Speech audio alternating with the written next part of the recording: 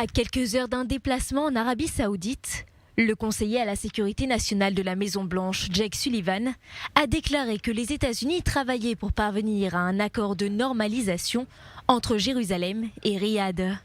Il a ajouté qu'il s'était entretenu avec son homologue israélien Tsachi Hanegbi ce mercredi, ainsi qu'avec le Premier ministre israélien Benjamin Netanyahou. Nous avons l'intérêt de promouvoir la normalisation entre Israël et l'Arabie Saoudite. C'est cette administration qui a aidé au rapprochement de ces deux pays, ainsi que l'ouverture de l'espace aérien au-dessus de l'Arabie Saoudite pour les vols civils en provenance d'Israël.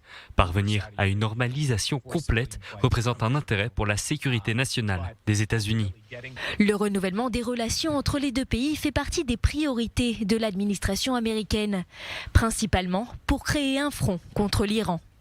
Le Wall Street Journal a d'ailleurs rapporté qu'en échange de la normalisation des relations avec Israël, l'Arabie Saoudite demandait des garanties de sécurité aux États-Unis, ainsi qu'une aide au développement du programme nucléaire civil du pays.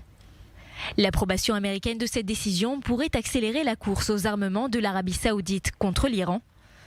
En parallèle, une source a déclaré que Jake Sullivan devrait rencontrer le prince héritier saoudien Mohammed bin Salman lors de sa visite. Ce week-end, je serai en Arabie Saoudite pour des réunions avec les dirigeants. Mes homologues des Émirats arabes unis et de l'Inde viendront également en Arabie Saoudite pour des réunions. Cela peut nous aider à faire avancer des initiatives très concrètes qui ne ressembleront à rien de ce que nous avons vu dans la région ces dernières années.